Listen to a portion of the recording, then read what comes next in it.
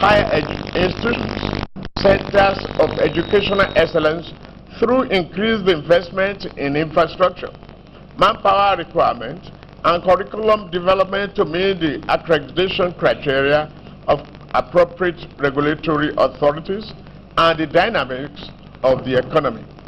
Our inauguration of the new governing council of the Lagos State University last week, comprising some of our best and brightest achievers, is an indication of the new direction in which we are taking tertiary education in this state. Our goal is to have tertiary institutions that are genuinely autonomous and have the credibility to attract private sector funding as well as international support for research and capacity to attain the desired standard of academic excellence and meet the challenges of the 21st century.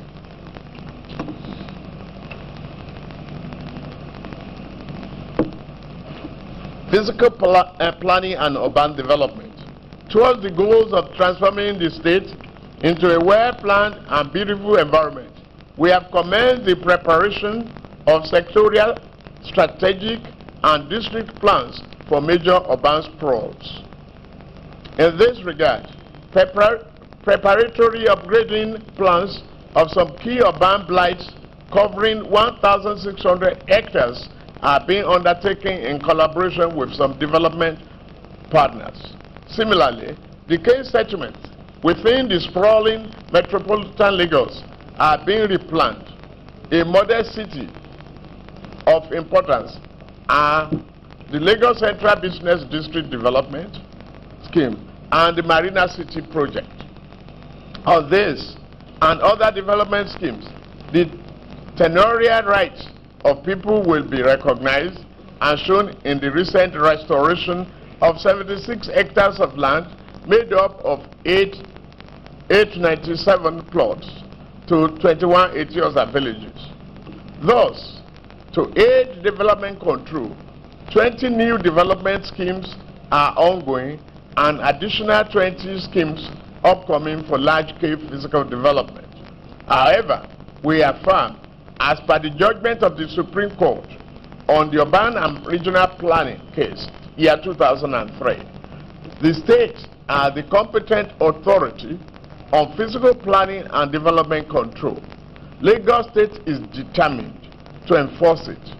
The public is therefore admonished to be wary against the purchase and utilization of lands for purposes other than those for which the government for which they were designated in the state master plan. The government will enforce the law. To create efficiency, eliminate fraud, strengthen integrity of real estate investment, as well as aid property owners, financial and legal practitioners, the state land registry is being fully modernized and computerized. Very soon, you will be able to authenticate and verify the sanctity of land instruments and eliminate the time-wasting and cumbersome procedure either associated with land transactions in Lagos.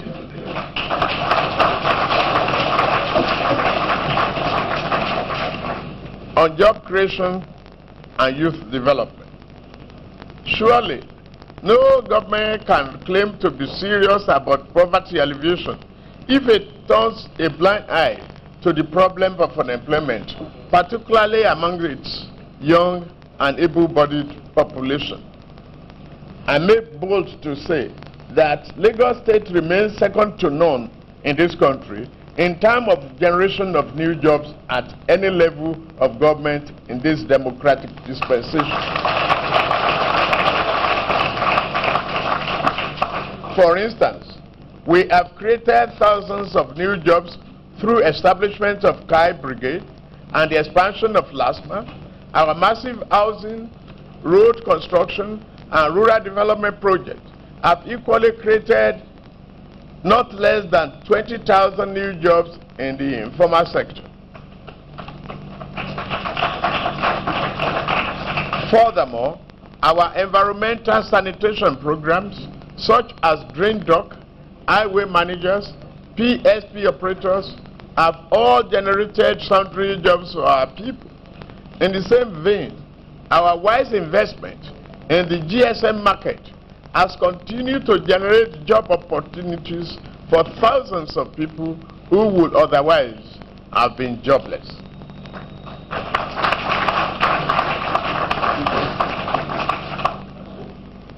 Equally, the State Ministry of Women Affairs and Poverty Alleviation has also intensified its skill acquisition and empowerment program for women with over 5,000 beneficiaries this year alone. Of these, 2,000 were provided with necessary facilities as well as cash to enable them to be self-employed. Also, our fully internet-enabled digital village at Ibutemeta will help to empower thousands of our youth for self-employment through acquisition of information technology skills. The need to urgently address the festering scourge of youth unemployment for greater social stability, particularly in urban areas, propelled the state to identify with the World Bank in pursuit of the Urban Youth Employment and Empowerment Project, NUYEP. The proposed scheme is intended to empower youths in the Lagos Island and Moshi areas of the state.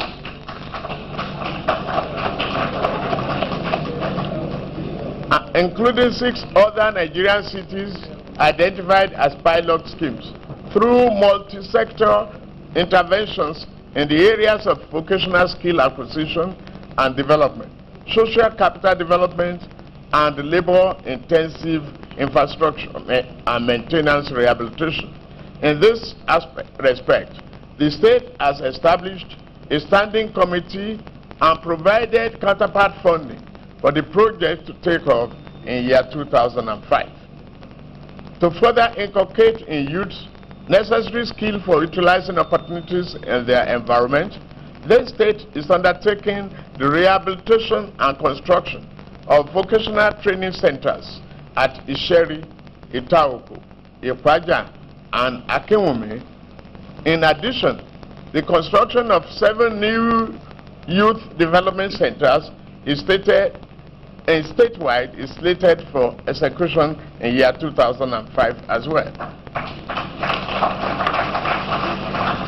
It is, however, recognized that ultimate employment opportunities in Nigeria will have to come from growth in the non-oil economy, with the private sector leading the way.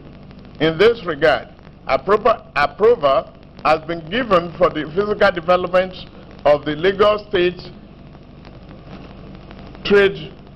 free zone trade in Lekki in year 2005.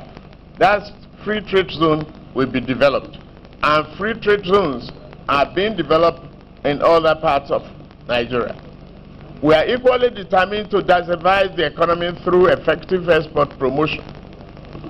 On governance, consistent with our broad-based participatory and inclusive planning process for transforming Lagos into a place of opportunity and prosperity, 3 bottom-up stakeholder consultative fora on Lagos State economic development and empowerment strategy last week were held in 3 senatorial districts of the state in September year 2004.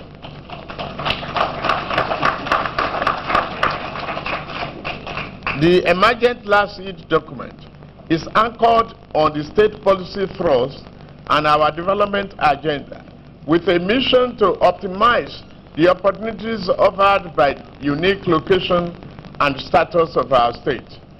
I wish therefore to commend the facilitatory role of the UNDP, the organized private sector, and the civil society.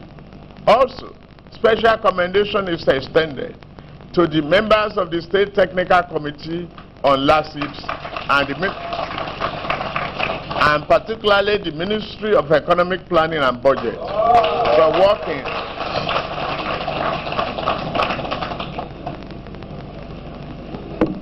for working in a record time to evolve people-centered policy targets and strategies. On our part, we commit ourselves to sharing values with development partners, the Lagos State House of Assembly, and all stakeholders in the attainment of LASIT's objectives and the pursuit of the Millennium Development Goals, whose mid-term review will come up in the mid of year 2005. Access to justice. Expanding legal services to the poor with a view to protecting citizens' rights and advancing their well-being is a cardinal objective of this administration's judicial reform. Consequently, the activities of our alternative dispute resolutions mechanisms encompassing the Citizens Mediation Center, the CMC, Office of Public Defender, the OPD, Consumer Protection Unit, CPU, and Human Rights Protection Unit, HRPU, have been brought to communities in Yaba, Lagos Island, Onikon, Ikorodu, and Ikeja Opebi.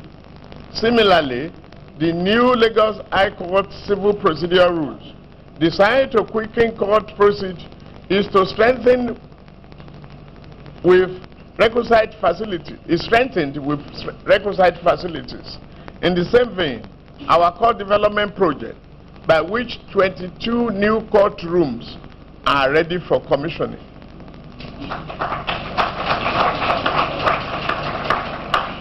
With additional 18 courts being rehabilitated.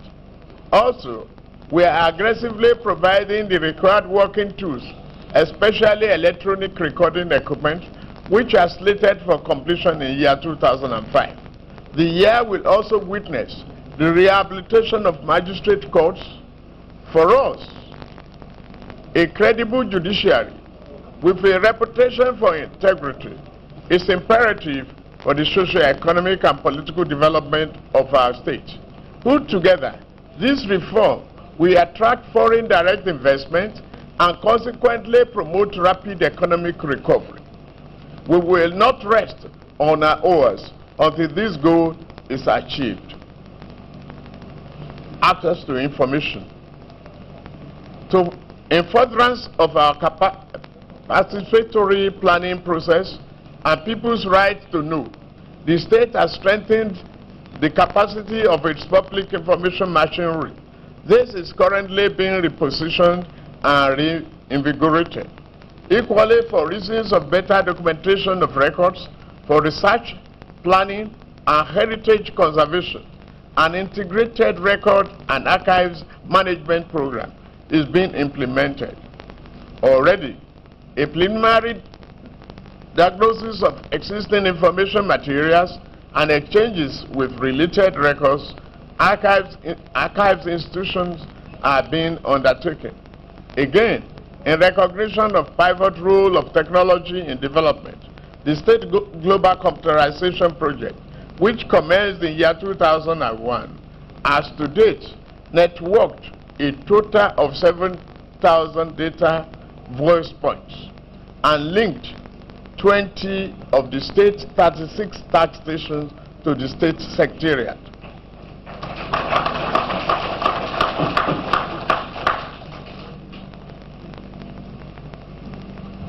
The operational efficiency of this, coupled with electronic banking system and the e-tax clearance system, has translated into improved public service delivery. Furthermore, the state has developed a service-oriented website, www.lagostate.gov.ng, to share information about government activities with the citizenry. And in recognition of the potential of information and communication technology for job creation and youth empowerment, the state, in collaboration with Microsoft, established a digital village in Ibutimeta, Lagos. In year 2005, the state is poised to further expand infotech access by promoting e-learning facilities and establishing 28 internet-enabled resource centers. Overall, the goal is to facilitate ease of information access for change in direction of good governance and sustainable development. Pensions. The issue of pensions management is not limited and peculiar to federal government. Therefore, an isolated consideration of pensions administration in any particular area without taking cognizance of other parties may appear to negate the principle of equity and fair play to the beneficiaries. Thus, while the overhead costs of State Primary Education Board, the SPEB, State Judiciary, and Judicial Service Commission, which hitherto were under the purview of the federal government, were transferred to the state government, the corresponding cash backing have been denied the states. Thus, we have been burdened with unfunded mandates. Therefore, based upon the reality on the ground and the overriding need to assuage the plight of our elder citizens, the federal government is hereby enjoined to discharge its statutory pension obligations at the applicable rates under the old pension scheme. The federal government should pay all its outstanding contributions due to state and local government pensioners before the coming into force of the contributory pension scheme of June, year 2004.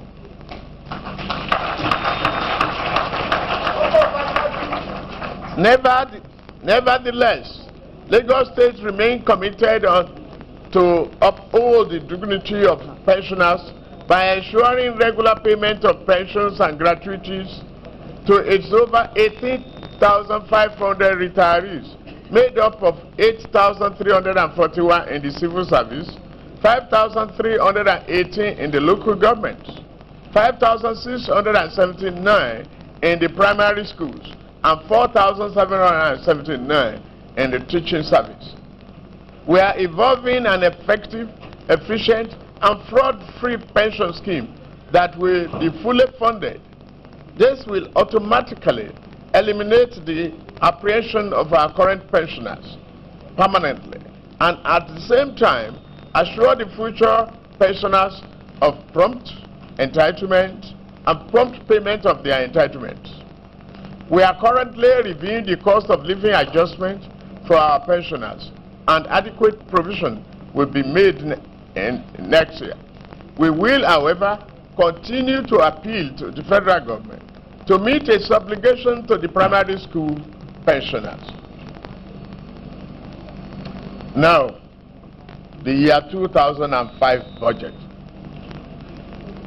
Mr. Speaker, the honorable members of Lagos State House of Assembly, fellow Lagosians, distinguished ladies and gentlemen, on this 8th day of December, year 2004, I, Bola Ahmed Tinubu, by the grace of God and the leave of our people, hereby present the Lagos State year 2005 budget of advancement with a sight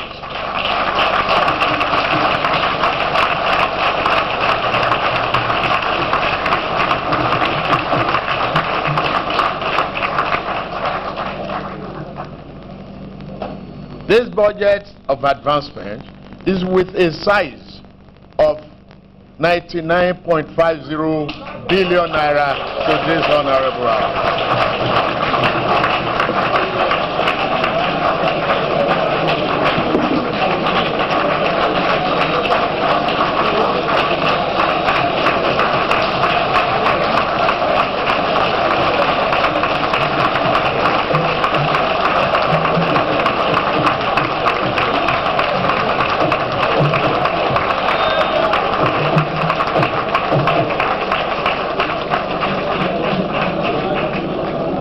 I mean 99.50 billion naira.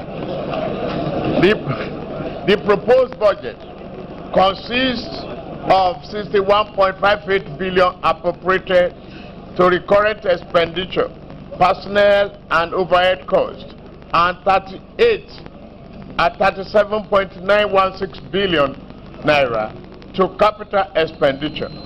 It is important to note that this administration, recognizing the developmental challenges before it, has progressively grown the budget from a meager 14.2 billion inherited in May 1999 to 58.235 billion in year 2005 and to 77.407 billion in year 2004. We believe this is the way to go.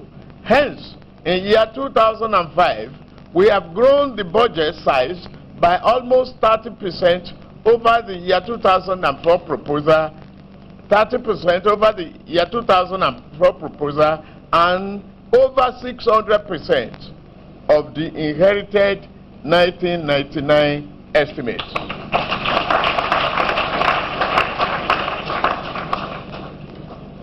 The year 2005 budget is therefore designed to advance the state economy in a manner as to ensure its sustainability. Consequently, the budget is predicated on the adoption of a new budgeting strategy which links policy, plans, and budgets over a multi-year period. This integrated strategy, which incorporates measurable and realistic targets in revenue and expenditure management, is disciplined by budget realities and strengthened by the outcome of our senatorial consultative dialogues on LACITs. Mr. Speaker and honorable members of this House, it must be emphasized that LACIT, which reinforces the implementation of our 10-point agenda, is a reform plan designed to bring about a radical development of Lagos State through increased access of citizens to basic quality social services and economic infrastructure, empowering citizens for rapid reduction of population under poverty line, transforming the state to a regional economic center for optimizing opportunities offered by this unique commercial status for the welfare of its citizens, redeeming the role of government as frontier shifter, enabler for growth and wealth creation. The budget objectives, essentially, the year 2000 budget has the following objectives: intensification of the pursuit of the Millennium Development Goals, the MDGs, pursuit of projects with high potential for improved human development, extensive rehabilitation and sustenance of infrastructure, re-engineering of the public service, strengthening of revenue machinery, value change, balanced development are our focus. Equally, the year 2005 budget will focus on the following: improved human development index, education, health, water and sanitation, urban development, shelter, which is housing, HIV/AIDS, environment, and gender, etc. Improved business environment for wealth creation and private sector-led growth. Rural transformation for balanced development. Re-engineering public enterprise to free public funds for development. Optimizing state opportunities and its unique status for sustainable development. Poverty alleviation through intensive job creation and provision of mass low-income houses. Year 2005 budget highlights. Specifically, the highlights of the year 2005 budget of advancement is as follows: budget size of 99.5 billion, ordinary revenue of 85.2 billion, the IGR 60.2 billion naira, statutory allocation 25.00 billion, VAT 14.3 billion, recurrent expenditure 61.584 billion. Personnel cost 24.336 billion. Overhead cost 37.248 billion. Capital expenditure, that is 37.916 billion. Core capital, 35.116 billion. Special expenditure, 2.8 billion. Year 2000 revenue estimate.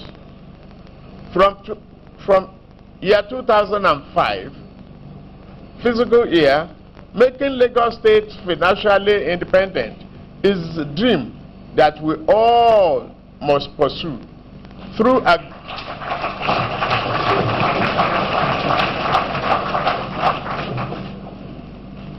we must pursue this dream through aggressive revenue mobilization, civic responsibility, and prudent management of resources.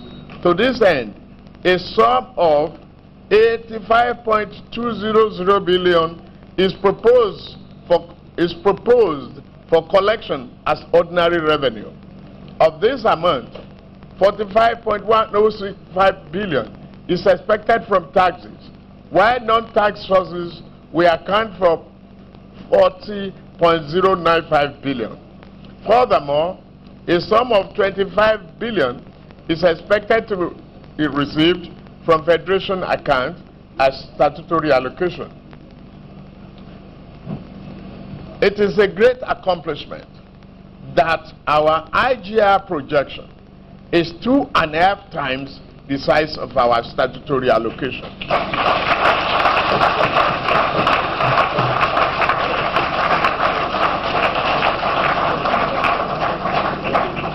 That is over 65% of our total expected revenue.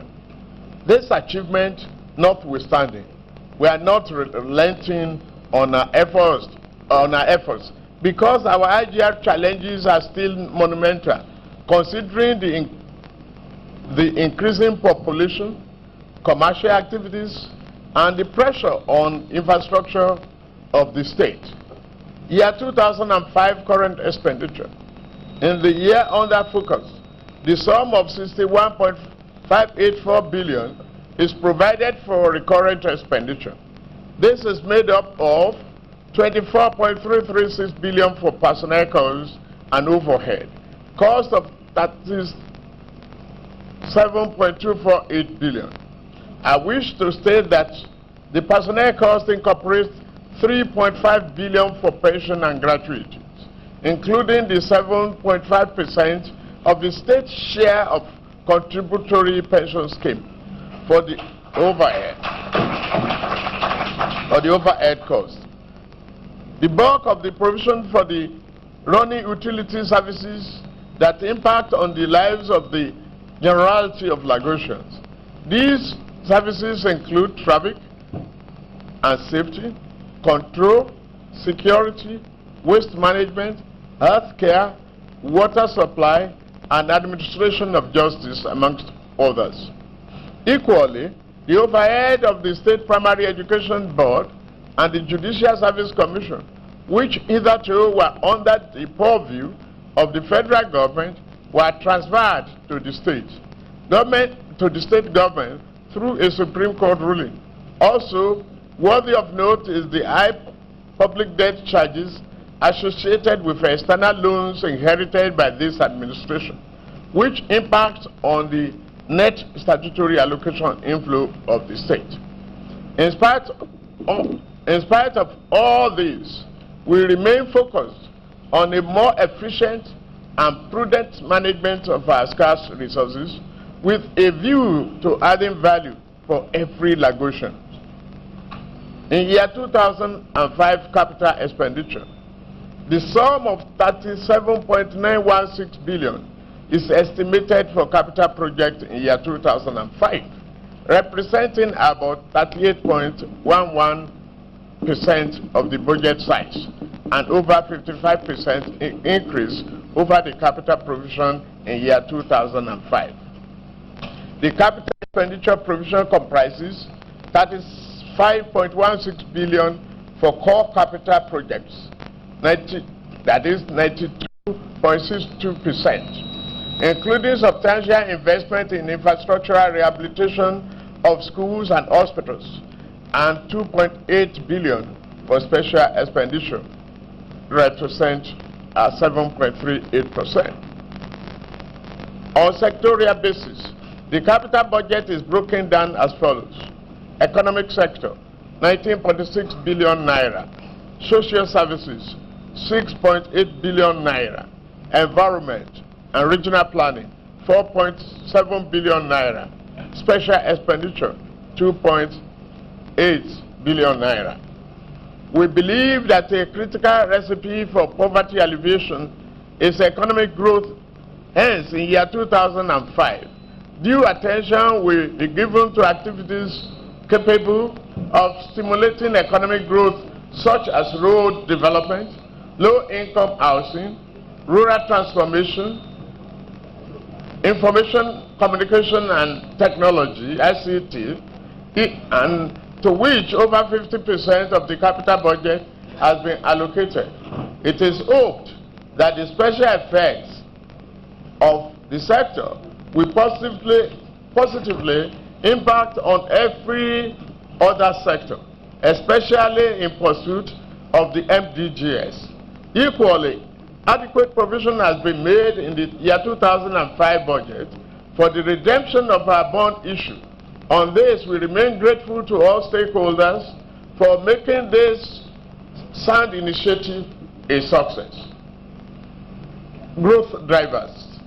Towards achieving the enunciated objective and focus of year 2005 budget of advancement, the following growth drivers will be employed: consolidation of citizens' views and aspirations, ranking of development priorities, public and private co-partnership and co-responsibility, fiscal discipline and responsibility, public sector reform, application of public sector-wide approach.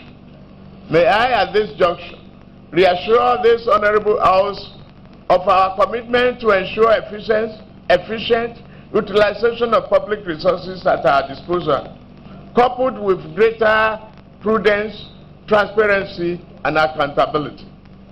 We will also readily cooperate and collaborate with other tiers of government where and when necessary for the improvement of the lives of our people.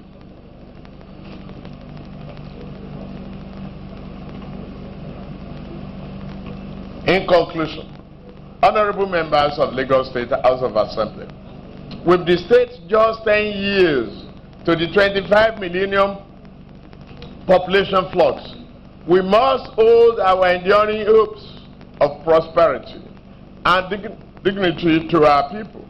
This implies that we must redirect our energies to make our dreams of the economic independence of Lagos State a reality.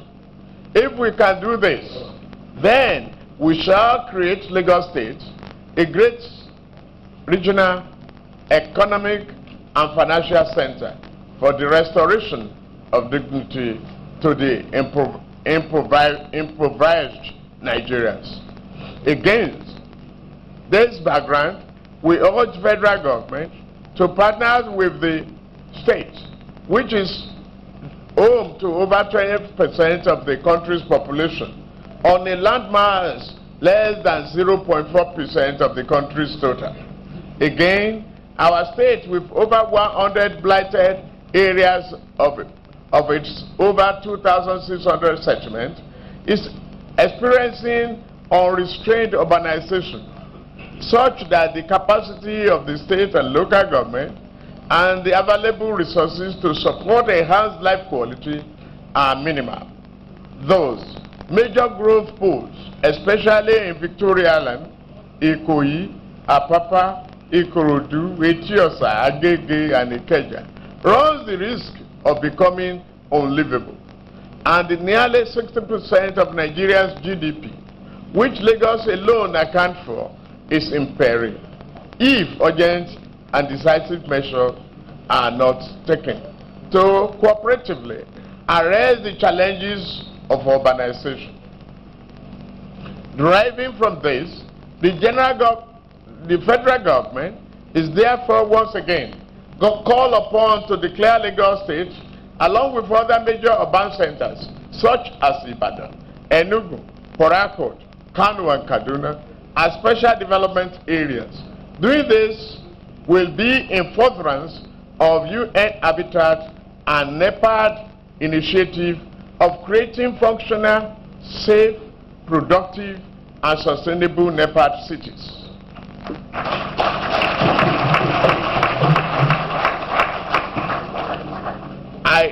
I hasten to restate, as earlier enunciated, at the first NEPAD City Forum, Lagos, year 2004, that the battle for sustainable development in Nigeria and Africa will be won or lost in Lagos, while our governance strategy remains partnership and role sharing. It takes at least two parties to dialogue and cooperate. It is imperative for fruitful intergovernmental relations that all parties involved must abide by the letter and spirit of the Constitution, follow due process, and demonstrate mutual respect for each other. Mr. Speaker, honorable members of Lagos State House of Assembly, events in the polity in the recent past, as they affect public security, are frightening and anti-development. On this, we in Lagos State give unqualified support to the pursuit of state police and the restructuring of the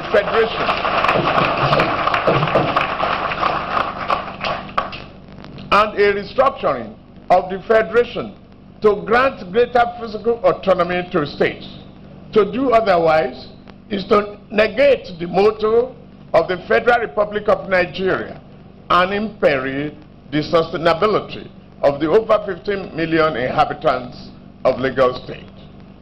Need we restate that the envisaged economic and political restructuring, which must review revenue allocation in favor of states and local government to achieve poverty reduction and sustained growth, must be given immediate attention, such that we move towards a cooperative, competitive, innovative, and more equitable federalism in Nigeria.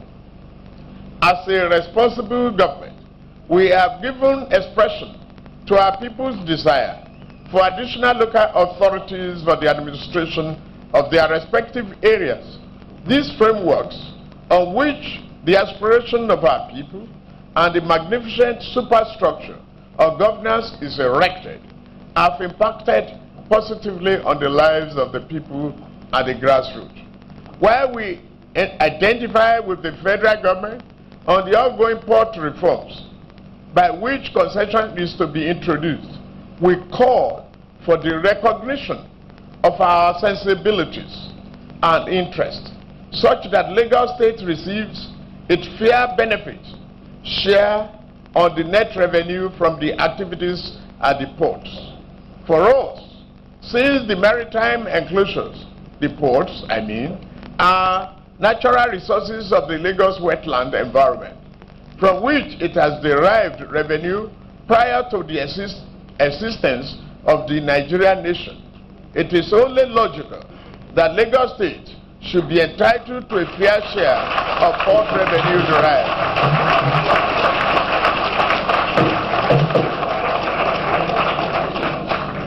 It is only logical for Lagos State to be entitled to a fair share of port revenue derived from its coastal waters to enable it to take care of damage to sustainable human development and aquatic life. For us as a government, we have responsibility to seek physical freedom first, for without it, our plan for socio-economic development will be valueless. We must maintain the vision of the state as a physical independent territory with enterprising economy. In this regard, the year 2005 budget is aimed at adding value to our society through the empowerment, enrichment, and enhancement of our people.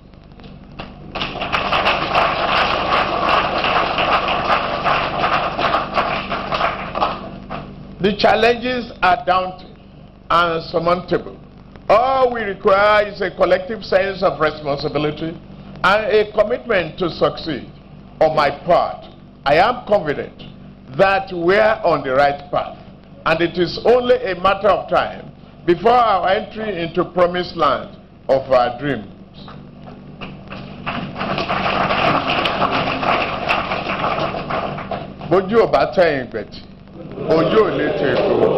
Long live Alliance for Democracy. Long live Nigeria. Long live the Federal Republic of Nigeria.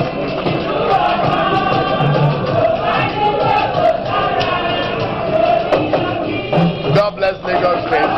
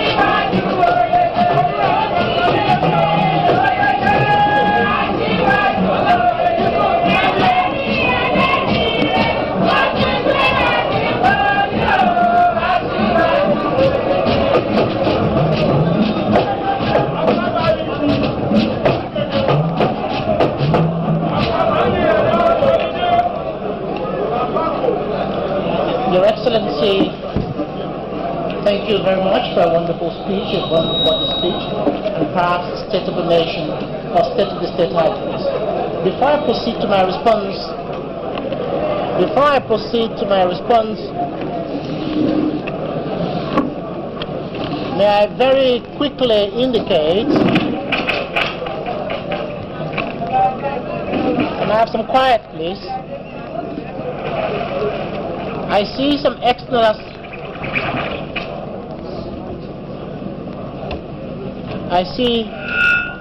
some external security personnel in the belly of the chambers.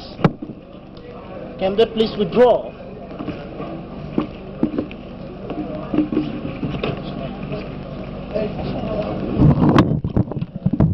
I see some external security personnel in the chambers. Can they please withdraw? Sergeant at Arms, do the proper thing. Somebody please oblige him with a copy of the rules. Standing order 36-2. Somebody go to standing order 36-2. 36-2 and 37-2. Somebody 36-2. Yes, Honorable Latif, standing order 36-2. 36-2. Yes. Mr. Speaker, sir, he shall be the chief security officer of the House Chamber. That is the Sergeant at Arms, sir. Thank you. Somebody go to standing order 37-2. Observation, Mr. Speaker. The rules have been suspended, Mr. Speaker, sir. Go to section 102 of the Constitution. 101 and 102 of the Constitution. Somebody go there. Section 101 and 102. Subject to the provision of this Constitution. Thank you. The House of Assembly shall have power to regulate its own. Thank you very much. You may be seated. Thank you. So we are regulating the procedures. As your Lordship pleases, sir. External personnel of the House, it's against the rules that you take charge of the security of the House of Chambers of the Legislature. It is the duty of the Sergeant at Arms, and he shall direct you as to what to do. Please allow him to do his job. Before I proceed to my response, may I very quickly acknowledge in our midst the presence of Mr. Muiwa Koka of the Lagos State Water Corporations, Mr. Benga Shafa, Haji Seriki aka Bamu, one of our own, Prince Obafua, Prince Kayode Olowu, Honorable Commissioner for Information Strategy, Chidela Alake, and our supporters of the party, Yaka Lokalo, Yamio, Ya Alaja Kerele, and the rest of the gang. Thank you for coming, we acknowledge you.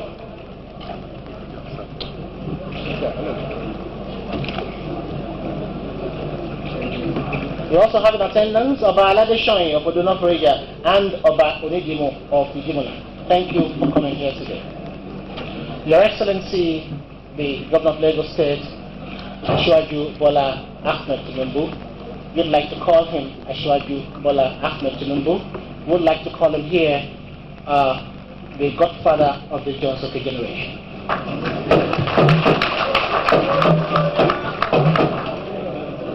Your Excellency, the Deputy Governor, Otuba Chief Femi Pedro, here present, we acknowledge you. Thanks for coming here. The Honorable Commissioners of the Lagos State Executive Council, here present, we acknowledge you. The Secretary to the State Government, the Head of Service and the Body of Permanent Secretaries, the Chairman of the Alliance for Democracy, the Olori Chairman, we call him, our old Prince Abiodun Ogunleye. Thanks for coming. National Vice Chairman, perhaps I should have taken the National Vice Chairman of the Southwest Alliance for Democracy, our own inimitable Alhaji Olatuji Hamzat. Thanks for coming. Chairman of the pioneer local governments, we call them Olori and Pioneer Chairmen, the local government councils, both new and old, and the councillors here present, we acknowledge you. Thanks for coming here today. Leaders of our great party, I may not be able to name you one by one, we acknowledge you. Thanks for coming. Our traditional rulers, officers and chiefs here present, we acknowledge you. Party supporters, as I indicated, the Yakalokalu and the rest of the gang and the Yodinyo, and other party supporters, thanks for coming, we acknowledge you. Members of the press, in keeping with Section 22 of the Constitution, we also bend over backwards to acknowledge you. Thanks for coming here today. First and foremost, Your Excellency, on behalf of all honorable members representing the 40 constituencies in Lagos State, I am delighted to welcome Your Excellency to the State House of Assembly. It is also with a high sense of humility that I welcome Your Excellency, the Deputy Governor, the distinguished members of the State Cabinet, our royal fathers, the great leaders of the state, distinguished ladies and gentlemen. The presentation, sir, of the year 2005 budget has progressively brought us to yet another milestone in the governance of the state. Having listened attentively and with a rapt attention to your budget speech, it is my pleasure and privilege to formally acknowledge and register the heartfelt appreciation of all honorable members of the Lagos State House Assembly, the gang I call them, on behalf of the entire people of the state, to Your Excellency and the entire members of your cabinet for sustaining, collaborating, repositioning, and revolutionizing governance in Lagos State. Kudos.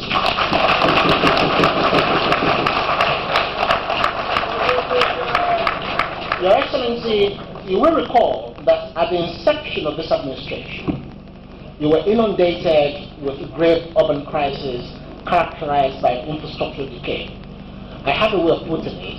I often say that as of the time that you took over, Lagos State had a headache for which it needed more than Panadol. It had environmental deterioration, widespread poverty, institutional collapse, and sundry. We are also aware that an attempt was made to complicate the attainment of the development programs and projects highlighted in your year 2004 budget by the catastrophic financial challenges witnessed by the state in the last 9 months. However, Your Excellency, we are proud of you. Proud of you because the story is different now. The thrust of your efforts is evidenced by the efficient running of the existing services, the maintenance of installed capacity, and prosecution of programs and projects which you have designed to meet the objectives set in the priority areas of your administration. On behalf of the entire people of Lagos State, I say 1,001 thank yous to you.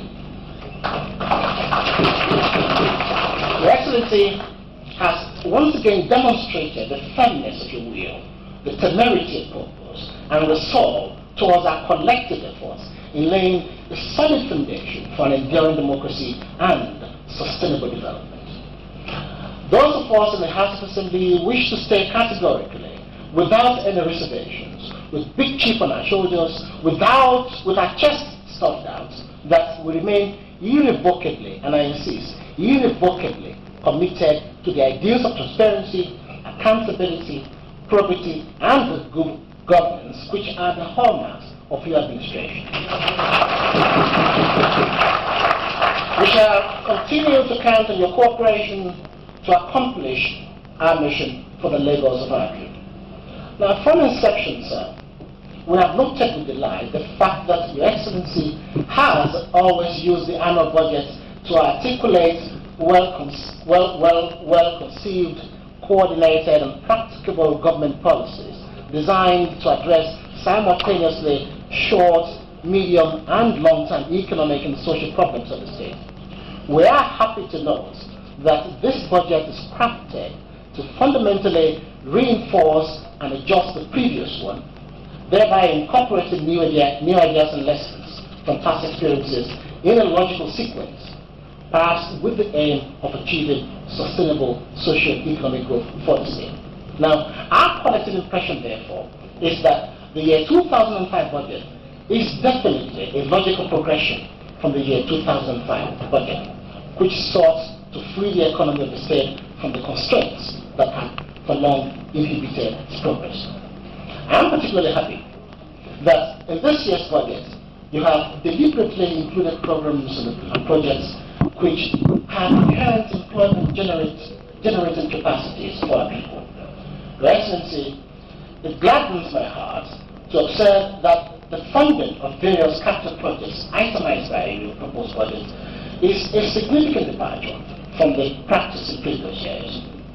You have demonstrated how the state intends to rely almost entirely on our internally generated revenue and that capacity for generating revenue. That is for the funding of those capital programs. That is highly commendable. However, two obstacles have been placed in your way. I will name them. Number one, the withholding of local government allocations, and secondly, the Fiscal Responsibility Bill currently before the National Assembly. Those are the two obstacles placed in your way. You will recall that by my letter to you of 29th July instant, I did alert you of the impending danger posed by this fiscal bill to fiscal financing and Lagos State, in particular, of all the states in the Federation. It is intended, I must warn, by this bill to initiate a framework for promoting fiscal discipline, encourage state governments to diversify their revenue base, among other things, by evolving a system of fiscal policy rules that will peg the level of capital spending by state governments to a certain percentage of the level of revenue they generate in any given financial year. That is dangerous. Our concern in the House of Assembly are on those provisions, two of them. One, the one that seeks to restrain state governments from spending more than 60% of IGR on capital projects. The second one that we're worried about is the portion of the bill which seeks to impose ceilings on the expenditures of government agencies supposedly to curb deficit financing. They are not good. It is our view in this House that insomuch as calls of expenditure for both capital and recurrent budgets are essential to ensure fiscal discipline, we need to resist the portion that tends to restrict spending on capital projects to a certain percentage.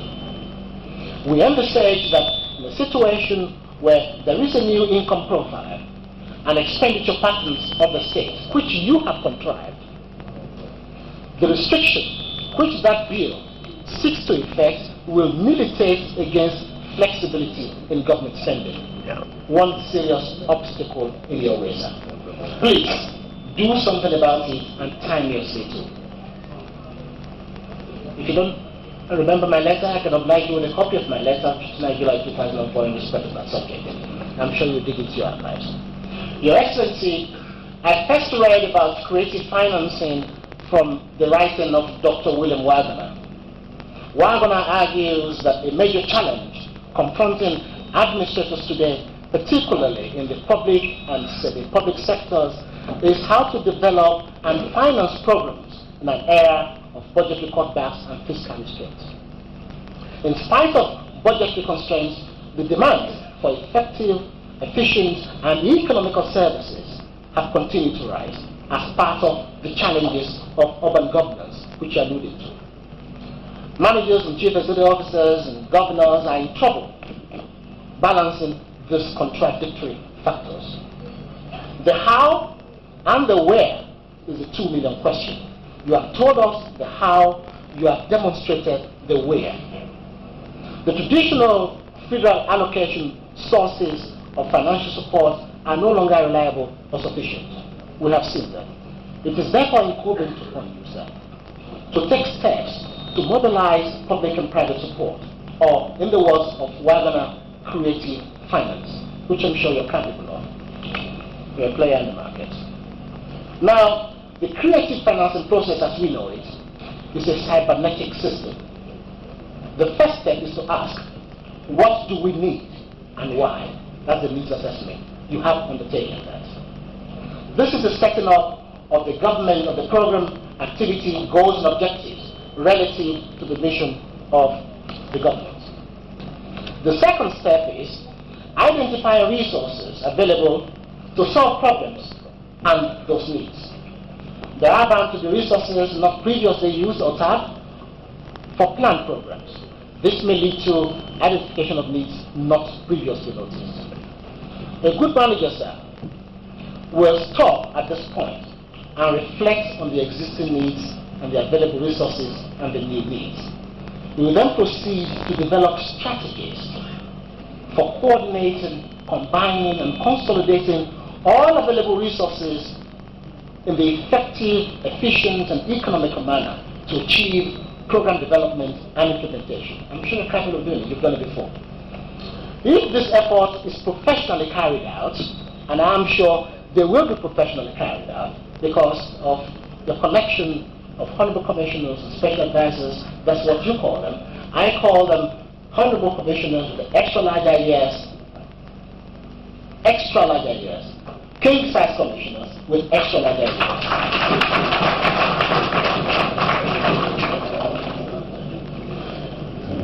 Now, if the support, as I said, is professionally carried out and there's need for more resources, then of necessity, you must seek new sources of finance donors. You're equally capable of using your international experience. Sufficient funds now available. I'm trying to paint a scenario, sir. Now we have sufficient funds available. It is then time to evaluate the programs again.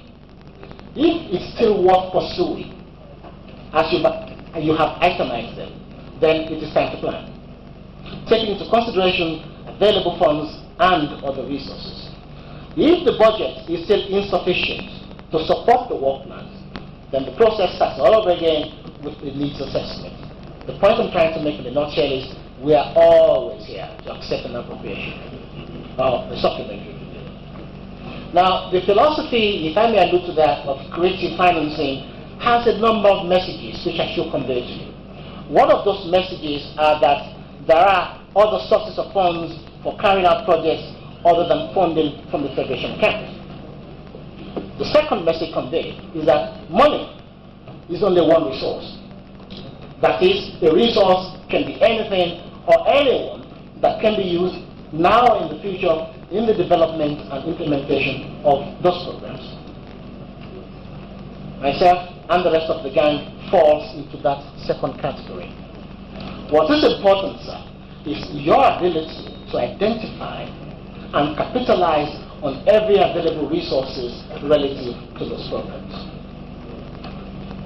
To be able to do this, Your Excellency, you must become what I call a manager of change, using foresight and imagination to develop strategies for circumventing obstacles. And as I said, so many of them have been placed in your way. Only a manager of change, sir, will be able to facilitate the intergovernmental networking needed for successful creative financing processes, which include educating, coordinating, persuading, and negotiation with other agencies, organizations, and private groups for funding to achieve program objectives. Now, sir, you have a complete picture of what I'm driving at, I believe. Your Excellency, there are two key messages in all this. One, during tight economic situations, extra budgetary funding, as most organizations work on it, is extremely important. It decreases dependence on any single funding source. It is a thing of joy that you are not dependent on federal allocation. Kudos to you. The second message, which I am trying to convey, is that you have, by doing all the above, become thereby, and you are hereby, so christened, the manager of change.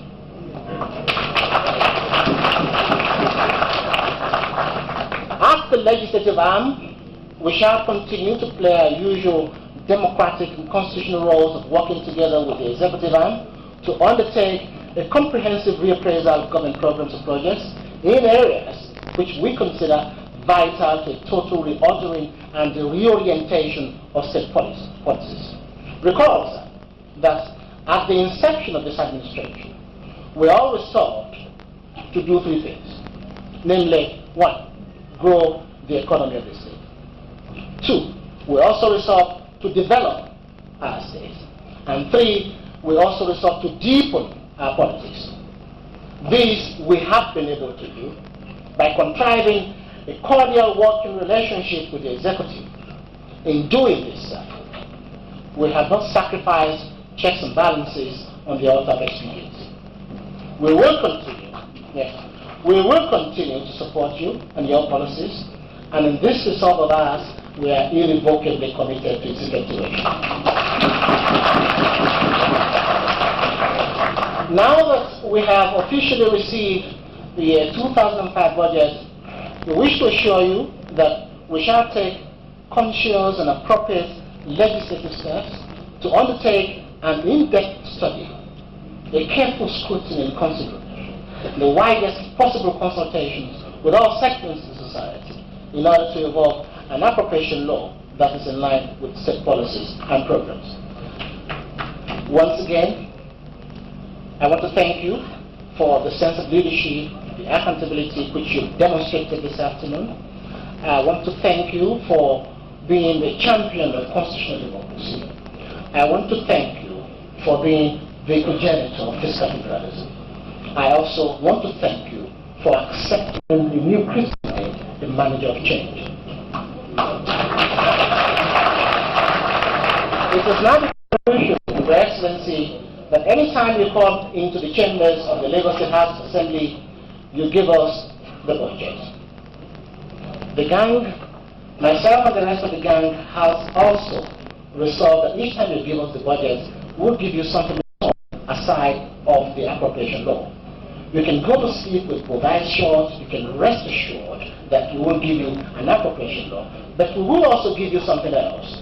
In consideration of the fact that in all the time that we've known you, you contrived the position in being the champion of constitutional democracy, in being the progenitor of fiscal federalism, and in being the manager of change. Thank you. Where's the case?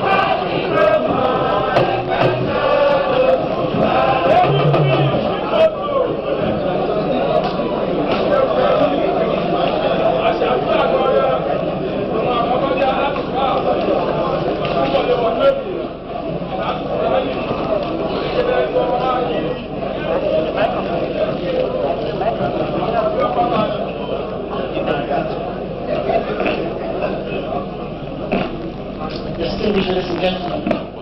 At the risk of repeating myself, we said in your absence, and we said in your presence, that you've been extremely supportive of the legislature. You have become a champion of consumer democracy. You have become the progenitor of fiscal federalism. You have also become the manager of change and the manager of pain. In consideration for those considerations, it is the pleasure of Mr. Speaker and the rest of the gang, right now, to formally present this to you as a token of our appreciation.